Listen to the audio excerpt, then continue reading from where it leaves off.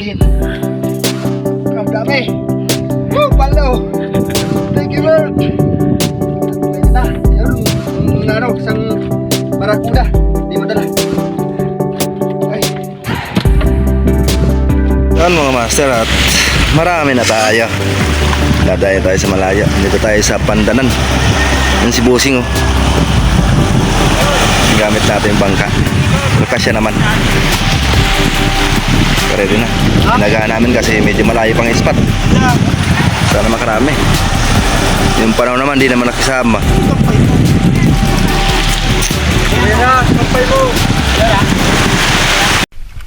Yan mga master, dito na tayo sa spot. Ito yung sa tatawag na napalagbag. Ano mga kasama natin? Dumami na tayo bigla. Sana makarami. Para na mamaya kung mawali natin. Sa pinunta namin spot mga master, walang nagpakitang mga isda doon sa area ito. Gawa kasing napakatahimik ng lugar, gawang walang agos at wala rin mga BP sa area yun. Etong bahurang ito, pangalawang area na to mga master. Yung kasama ko pala mga master, nakahuli doon ng isang king mac. Ito mga master, nakapesto na tayo sila alim. At naglingon-lingon pa rin tayo dito sa area ito. Paglingon natin sa kaliwa, ayun, may nagpakita ng isang king mac. Nabigyan natin ng magandang patama ang king mac na ito mga master. Pagmasdan nyo mga master, nung napala natin ang king mac na to, meron sanang lumapit na malaking GT sa king mac na napala natin.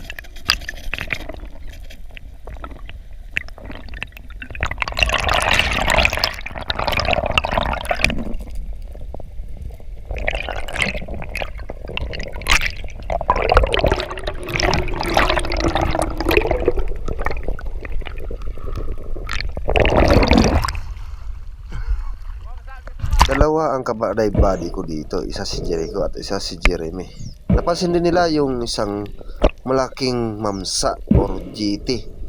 Yun sana pinagmamasdan nila para mapana. Kaso mga master, nung pagsisid ng isang kabali natin, bigla lang umalis yung GT. Sayang mga master, malaki sana yung GT na lumapit sa king mac na napana natin. Kaya ito mga master, pinasikin shot ko na lang yung napana natin na king mac para sigurado na yung isda natin na huli sa araw na ito. Ito parang una kong isda mga master sa araw na ito. Ay, takula. Ay, sa pinatawag ko sa'yo.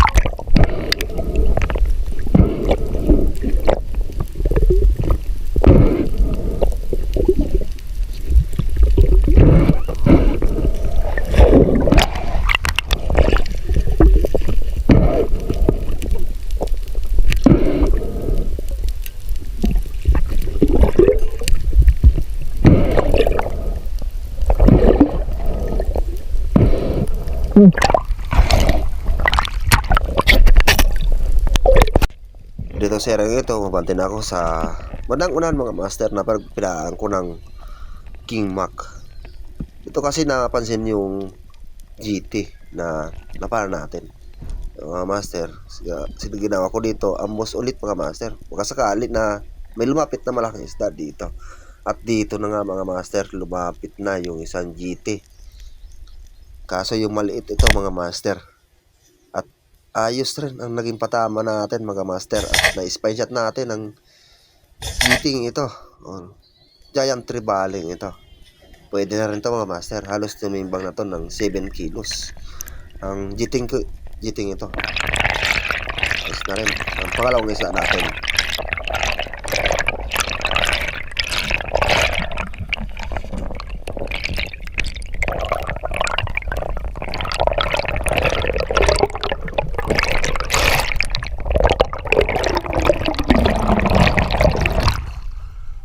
Pakapana ko ito mga master ng GT ito. Lumapit yung pinakamalaki dito sa pinana kong itong isang ito mga master. Sayang talaga kung may kadive body ako dito na malapit. Sigurado mahuli yun. At napakalaki talaga yung isang kasama nila na GT or Giant Trevally. Halos tanghali na to mga master. Kasi doon sa unang spot namin na pinuntahan, natagal lang kami sa kakaikot pero wala na talaga nagpapakitang mga isda doon sa area niya. Na dito sa last na area ito, dito kami nakahuli ng malaking isda. Ang kasamahan ko rin, nakahuli rin ng isang. Ito ang unang dayo namin dito sa area ito mga master, sa tapat ng Padiman. At pinunta namin yung tinatawag na binabalagbag dito sa tapat ng uring. Ito last na bahura ito mga master, dito kami nakahuli ng malaking isda.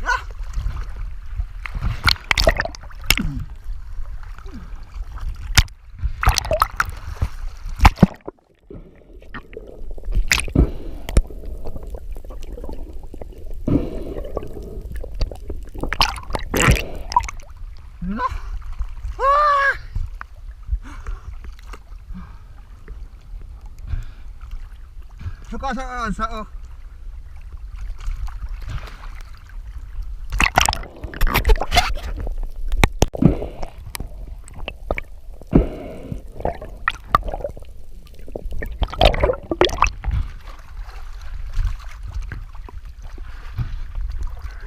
Ikaw pinakarakula ka. Ulang. Nakilang sisid na ako dito mga master kasi dito ko napansin yung mga malaking mamsa or giant tripali. Itong napansin ko mga master, isang napakalaking Marlboro grouper at napakalalim ito mga master. Siguro ko lumabot to ng 18 di pa ang lalim nito at or malalim pa. Ayan mga master, pagmasdan nyo. Sayang di ko na stone shot ang isda na to o grouper na ito. Napakalaki sana. At ang nangyari mga master, natanggal siya sa shafting natin. Hindi buka yung shaft natin mga master. Pero salamat din mga master, di natangay yung shafting natin. At napakalalim talaga nito. At di ko na binalikan mga master na sirin pa rin ang erang ito. Oh, napakalalim talaga. Pagmustan niya mga master at pagdating natin sa ibabaw din niya na makita yung bahurang ito mga master at napakalalim talaga ito mga master. Sayang talaga, mabuti dinatagay yung shop natin. Mahal pa naman yung Salvimar shop natin. Nakailang sisid na ako mga master at naabot na kami ng hapon at ito umuwi na kami mga master. Ay, nakuha talaga nun. Maganda hapon mga master. At dito na sa gilid na tayo. Magawin na. Napakalakas kasi ng alon sa gitna. Ulit natin. Ulit natin. Day, day. Ay. Ini taas mo lang. Taas mo lang, taas mo lang. Gat.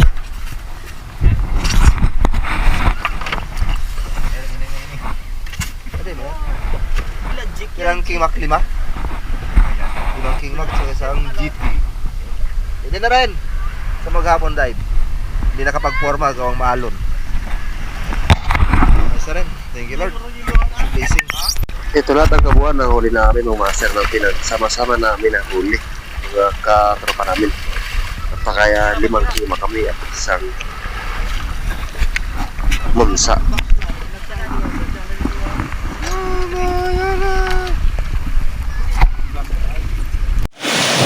Oh, master, karating pa lang namin ha. 3:30. Ito, huli namin ha. Nakaisa kang dito at isang King Mac. At yun pa oh. Taas mo na eh. Oh, yun. Ayos. Maluya na ako. Ikagulo nga ako. Yun na rin.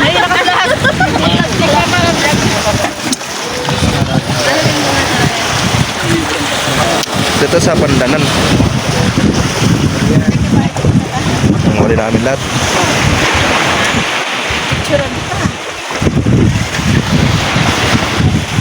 Napagtsagaan yung maliit. Yan mga master ang ka-group natin. Dito kami sa may Paniman. Pero malayo to sa santuary. Nasa gilid pa ang santuary dito. Maging aware naman tayo sa santuary kung pinagbabawal na yan. Ito. Kasama ko nila ko dito. Sana makarami tayo dito. Dito pala kami kahapon. Nakarami ng King Mac. At na kay San GT. Yan pala rin. Yan ang lahat ng mga tropa. Dito namin dito mga master kasi yung isda namin hindi namin muna ibininta. Pangalawang araw namin bago i-deliver yung isda sa port ng Codon. Eto mga master. At hindi tayo makasisid masyado ng malalim gawang may sipon tayo. Dito, pinagpipilitan ko lang mga master na makasisid tayo dito para makahuli naman tayo ng isda dito sa area ito mga master. Wala naman masyadong bitbis dito mga master at talagang tahimik yung agos. Pagtsagaan muna natin mga master yung mga maliit na isda dito sa area ito. Pinapansin ako sa tagiliran natin mga master isang coral trout na good size na rin. At malaki na rin to mga master. Pwede ka rin ito. Kaysa wala. Ito rin ang unang isda natin dito sa ito. At napaganda rin naging patama natin mga master sa coral trout nito at na-barbecue pa natin.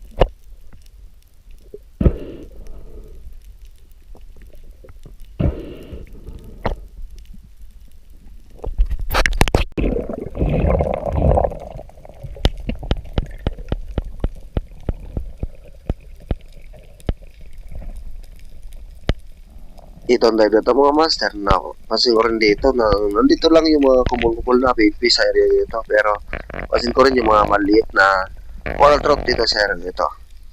At nagantay pa rin tayo mga master baka sakali may dumaan malaking isda. Yun ang papanahin natin. Sarapan natin mga master, mayroon din isang coral trout. Hinayaan ko muna mga master. Kaso mga master, may nagpakita sa likuran natin ng isang King Mac. Dito ko na lang inabangan sa tagiliran natin para mapanahan natin ang King Mac na to. At ayun mga master, napaganda rin ng naging patama natin sa King Mac na to. Halos tumagos sa shopping natin yung sa titinay natin yung isda. Ito to mga master, halos tuwitin mo na ito 5 kilo ang King Mac na ito. Sayang din mga master, may napakita sana sa akin ng isang King Mac. Kaso sa likod ko rin dumaan mga master.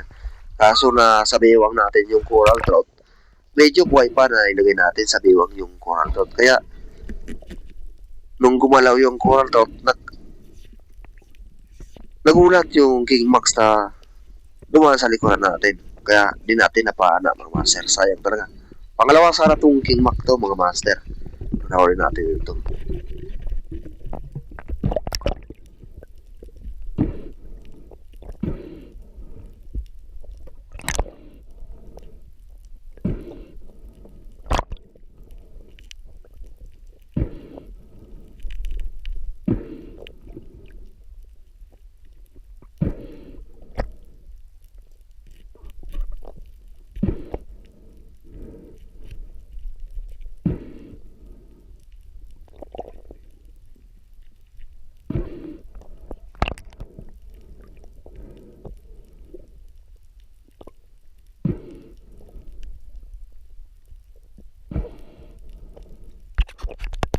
Nakailang sisid na ako dito mga master sa area ito at wala na talagang nagpapakita King Mac dito sa area ito at medyo napakalabo rin ang ability ng tubig sa bandang iba sa ibaba nito mga master.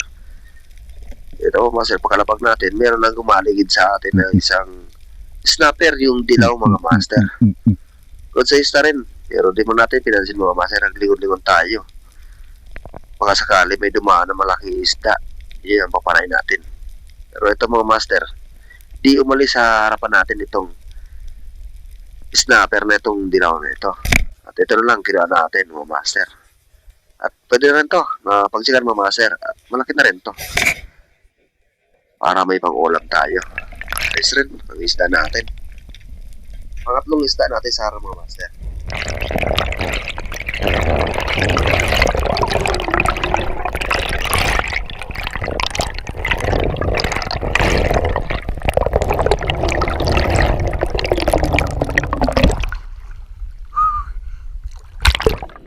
Dagdagan yung huli namin mga master. Gawa si Gino nakahuli ng isang great white barracuda.